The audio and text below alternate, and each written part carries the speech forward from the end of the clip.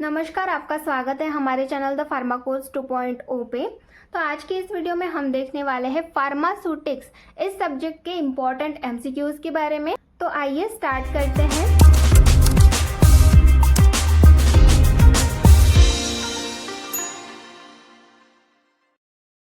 MCQ number 21। हमने 20 MCQs last videos में ही देख लिए हैं। अगर आपने नहीं देखे होंगे तो आप हमारे चैनल पर जाकर देख सकते हैं। MCQ number 21, define sustain release tablets. तो सस्टेन रिलीज टैबलेट की यहाँ पर हमें डेफिनेशन पूछी गई है, तो उसके बारे में देखते हैं।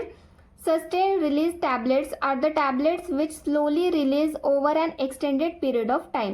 तो sustained release tablet ये ऐसे टैबलेट होती है जो कि स्लोली रिलीज होती है। जब हम इसको एडमिनिस्ट्रेट करते हैं तो ये धीरे धीरे रिलीज होती है over extended period of time. मतलब ज़्यादा समय के लिए ये धीरे धीरे रिलीज होती रहती है और ज़्यादा पीरियड के लिए रहती है। तो ऐसी जो टैबलेट होती है इसको हम बोलते हैं सस्टेन्ड रिलीज टैबलेट। तो ये सस्टेन्ड रिलीज टैबलेट की डेफिनेशन हो गई। Then next MCQ number 22, define syrup. Syrup की डेफिनेशन पूछी गई है, तो वो देखते हैं। Syrup is an highly concentrated aqueous solution of sugar that traditionally contain a flavouring agent. तो सिरप ये क्या है? ये एक हाईली कंसंट्रेटेड एक्विस सोल्यूशन है शुगर का, जहां पर traditionally contain a flavouring agent. तो सिरप क्या है? ये एक हाईली कंसंट्रेटेड एक्वस सोल्यूशन है। किसका? शुगर का। जिसमें क्या कंटेन होता है? जिसमें फ्लेवरिंग एजेंट प्रेजेंट होता है।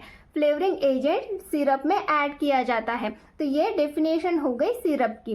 Then next MCQ number 23, define closure. Closure की डेफिनेशन पूछी गई है, तो वो देखते हैं। Closure is a device that seals a container to preserve its contents. तो क्लोजर की डेफिनेशन क्या है? क्लोजर ये एक टाइप का डिवाइस है जो कि क्या करता है? सील करता है। किसको? कंटेनर को सील करता है ताकि उसके अंदर के जो कंटेंट्स है वो प्रिजर्व रहे। तो ऐसे डिवाइस को हम बोलते हैं क्लोजर। ये हो गई क्लोजर की definition. Then next MCQ number 24, the 5th edition of IP was published in the year. तो जो 5th एडिशन है इंडियन फार्माकोपोइया का, वो कौन से ईयर में पब्लिश हुआ है, ये यहाँ पर पूछा गया है। ऑप्शंस दिए गए हैं। ए 1955, बी 2007, सी 2010, डी 2014। तो इनमें से कौन सी ईयर में जो 5th एडिशन है इंडियन फार्माकोपोइया का वो पब्लिश हुआ था? तो आपका सही आंसर है ऑप्शन नंबर बी 2007। 2007 में जो इंडियन फार्माकोपोइया का 5th एडिशन है वो पब्लिश हुआ था।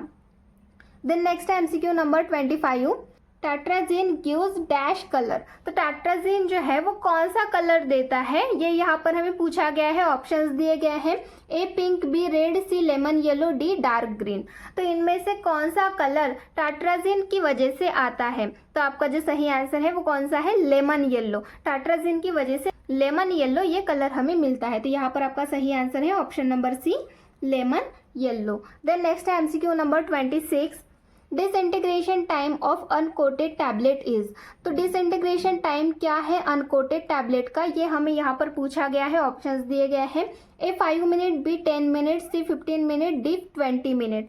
तो अनकोटेड टैबलेट का जो डिसइंटीग्रेशन टाइम होता है वो होता है 5 मिनट। तो यहाँ पर आपका सही आंसर आता है option number A 5 minute. Then next है MCQ number 27, calamine lotion is use as. जो कैलामाइन लोशन होता है वो यूज किया जाता है एज अ। ऑप्शंस दिए हैं। A to relieve the itching, B to relieve pain, C use in minor skin irritation, D all of the above. तो इनमें से कैलामाइन लोशन के यूजेस क्या है ये यहाँ पर हमें पूछा गया है। तो जो कैलामाइन लोशन है वो इचिंग को रिलीव करने में हेल्प करता है, पेन को रिलीव करने में भी हेल्प करता है, और माइनर स्किन इरिटेशन के लिए भी कैलामाइन लोशन का यूज किया जाता है। तो तीनों ऑप्शन सही है। तो यहाँ पर आपका जो सही आंसर आएगा वो आएगा option number D, all of the above. Then next है MCQ number 28, Bengal Chemical and Pharmaceutical Works Calcutta was established by. जो Bengal Chemical and Pharmaceutical Work Calcutta, ये इंडिया की फर्स्ट फार्मास्यूटिकल कंपनी है। तो ये जो है ये किसने इस्टेब्लिश की है, ये यहाँ पर हमें पूछा गया है। तो आपका सही आंसर है आचार्य पीसी राय। इन्होंने ये कंपनी कलकत्ता में इस्टेब्लिश की।